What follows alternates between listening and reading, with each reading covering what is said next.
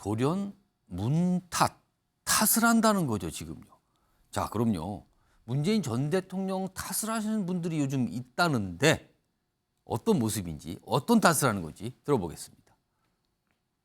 진실을 말할 수 없는 것이 좀 답답했어요. 그 전에는.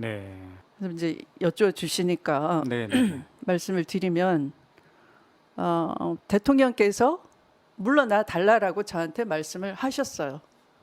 그 결론이 제가 물러나는 거라고 하니까 이 나라의 기강이 무너지는구나.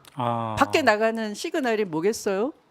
검찰총장은 이제 나를 내 가는 길에 쾌도 남마처럼 달리는 것만 남아있지 어떤 장애물도 없다. 이렇게 생각할 거 아니겠어요?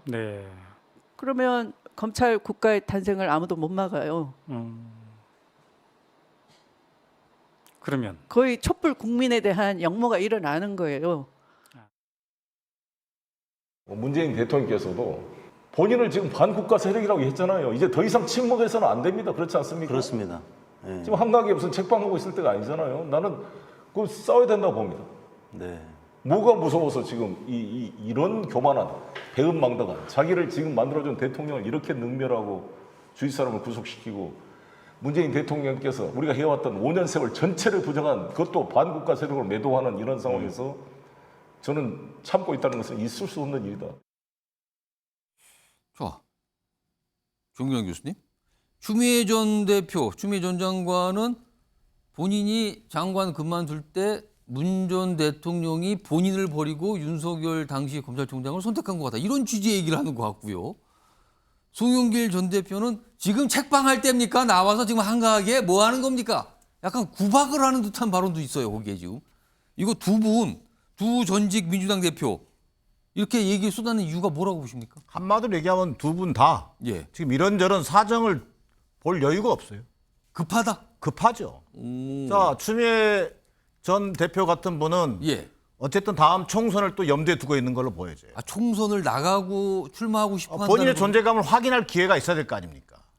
그다음에 송영길 전 대표 같은 경우는 지금 본인이 어찌 보면은 지금 사법 처리에 어떻게 보면 목전에 앞두고 있어요. 사법 처리를 수사 목전에 대상이죠, 수사 지금. 대상에 있어요. 예. 자, 이것저것 살펴볼 여유가 없어요. 근데 자, 어찌 보면 그런데 왜 전직 문 전 대통령을 문재인 대통령을 예. 상대로 저런 싸움을 벌이는 거냐. 저는 예. 그 부분은 이해할 수 없어요. 아무리 본인들의 사정이 딱하기로서니 또 아무리 죽은 권력 1호선이 문재인 대통령을 끌어들이는 것은 정말 자중질환이고 자폭행위에 가깝다. 가만히 듣고 보면은 전 대통령이 옛날에도 지금 잘못했다는 쪽이 한면 추 전 대표는 그렇고요. 송 전 대표는 지금 잘못하고 있다고 얘기하는 거예요. 과거 추 장관 문제면 추미애 전 대표 문제만 해도 그렇습니다. 당시에 추윤 갈등으로 우리가 기억하고 예. 있지 않습니까? 그렇습니다. 추윤 갈등 중에 제가 아는 범위 내에서 말씀드린다면 문재인 대통령과 정부 여당의 핵심들은 추미애 의원 경질, 이어서 윤석열 총장 해임. 예. 이 절차를 염두에 두고 있었어요. 이게 어떤 그 당시 정무적 판단의 어떤 저는 결과였다고 생각합니다. 예. 자, 그런데 그걸 결정적으로 가로막았던 게 추미애 장관입니다. 도저히 물러날 수 없다.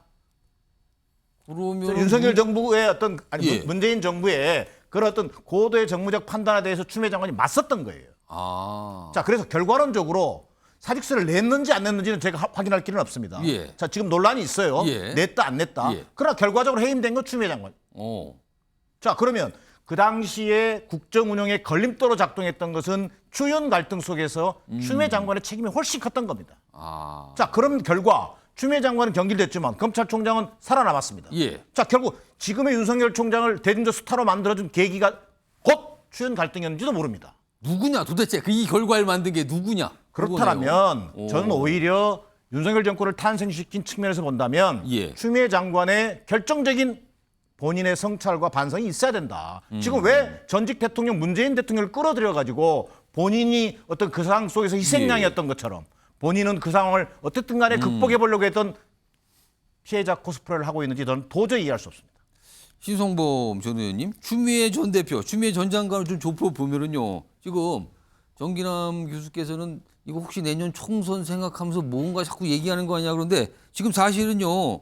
추미애 전 장관이 원래 본인이 출마했던 지역구가 있잖아요. 서울 광진을 거기 지금 고민정 의원이 현역 의원이거든요. 그럼 내년 총선에 어떻게 되는 겁니까? 이 상황은 그러면. 저는 그런 개인적인 관계까지는 제가 잘 모르겠고 제 눈에 띄는 대목은 여권, 이게 지금 야권, 예. 구여권에 숨겨져 있던 문재인 대통령에 대한 평가가 전 대통령 평가가 이제 서서히 나타나는 거라는 느낌을 받았어요. 그러니까 촛불 때문에 대통령이 됐던 분이잖아요. 제가 여러 번 말씀드렸지만. 그리고 추미애 장관은 어찌됐건 잘린 거예요. 그리고 당시에 우리도 많이 이야기했던 게 왜 인사권자인 문재인 대통령이 법무부 장관과 검찰총장이 저렇게 다투는데 말 한마디 안 하느냐.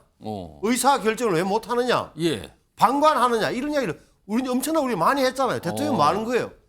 그런데 알고 보니까 그 자른 거 아니에요. 추미애 장관을 자르고 예. 윤 총장은 남겨놓은 이 대목이 지금 와서 이제 야당에서 쳐다보고 야당 지지자들이 화가 많이 난 거죠. 그래서 아까 윤영천 의원이 뭐 쿠데타 발언했다는 것도 그게 연유되는 거고 또 하나는 송영길 의원도 마찬가지. 송영길 전 대표도. 그러니까 어떻게 보면 우유부단했던 문재인 전 대통령에 대한 평가가 지금 야당 지지자들 사이에서 다시 한번 소환되면서 재평가가 시작되고 있다.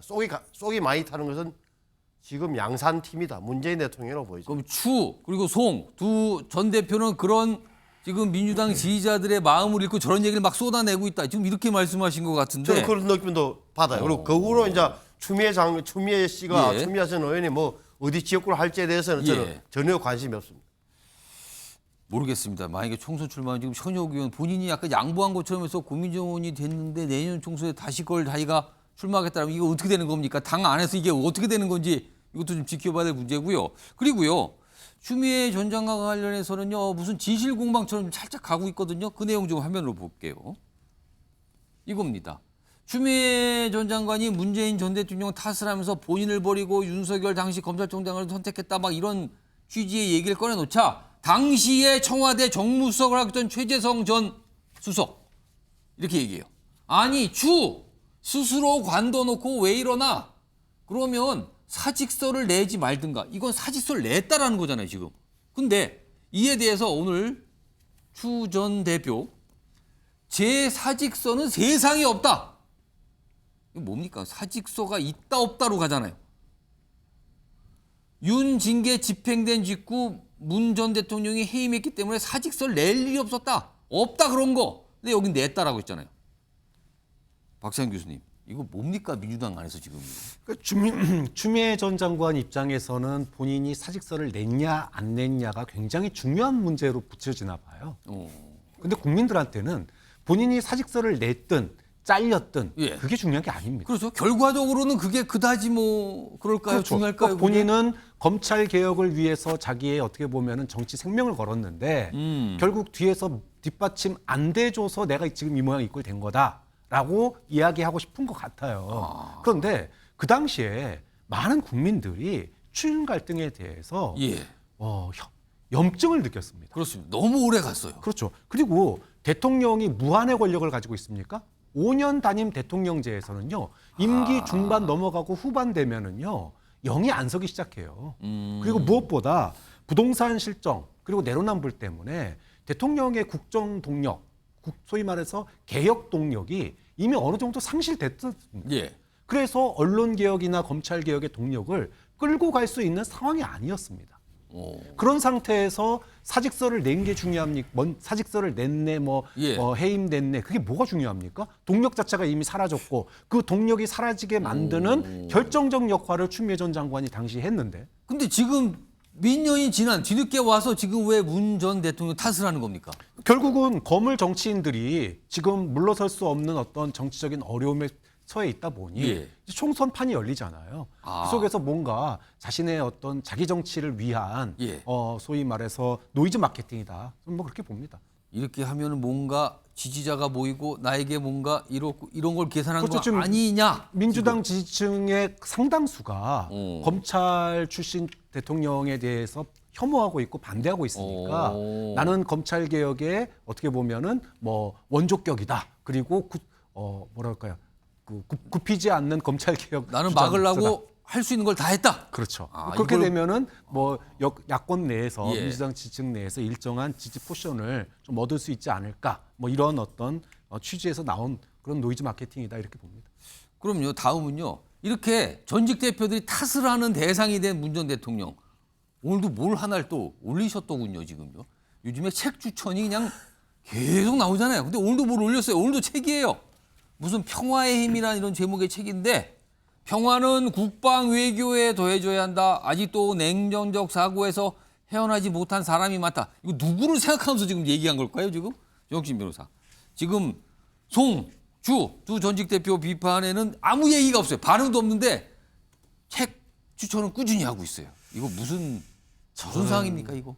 추미애 전 장관도 그렇고 송영길 전 대표도 그렇고 문재인 전 대통령도 그렇고 제 머리로는 사실은 이해가 되지를 않아요. 납득 불가입니까? 네, 제 머리로는 도저히 이해가 되지 않아요. 추미애 전 장관 말대로라고 하면 예. 그 2020년 말부터 2021년 초까지 있었던 그 갈등이 추윤 갈등이 아니고 추문 갈등이었다는 이야기잖아요. 주문 갈등이 되는 거다. 그렇죠. 지금 그 그렇게 되네요. 뒤에는 결과적으로 문재인 보면. 대통령이 있었다는 이야기니까 이런 추문이 또 있을까? 이 이야기는 제가 봤을 때요. 송영길 전 대표가 태블릿 PC가 조작됐다라고 이야기했잖아요. 예. 그것과 거의 맞먹는 정도의 말이 아닌가. 일단 저는 그 생각이 이게 들고요. 민주당 내부에서도 이걸 놓고 갈라지는 거 아닙니까? 이 상황을 놓고 또 그러면은. 아니 그다음에 이제 추미애 전 장관이 예. 심지어 뭐라고 이야기했냐면 물론 본인이 직접 이야기하진 않았지만 예. 정청승 변호사가 이야기한 거에 대해서 전혀 반박하고 있지 않으니까 그러니까 쉽게 말하면 문재인 전 대통령이 기회주의자라는 거잖아요. 예. 그런데 제가 봤을 때 가장 기회주의적인 사람은 지금 2023년 현재에 있어서 추미애 말고 또 있겠는가. 저는 다 보이잖아요. 이게 처음에는 문재인 대통령한테 붙었다가 지금은 이재명 대표한테 잘 붙어야지 이제 공천권을 받을 거 아닌가. 지금 제가 봤을 때는요. 민주당에는요. 선당 후사라고 한 개념이 없어요. 김남국 의원부터 시작해가지고. 그런데 심지어 전 대표, 전 장관까지, 전 법무부 장관까지 지냈던 분이 이렇게 그 분도 선당 후사에 대해서는 아무런 생각이 없고 그냥 어떻게든 본인이 배지 한 번 더 달겠다. 그게 뭐가 그렇게 중요한지 모르겠습니다. 아무튼 이 이슈요 민주당 내부에서 심상치 않게 갈 수도 있다는 약간 이런 걱정하는 민주당 내부의 목소리도 오늘 좀 들리기도 했습니다.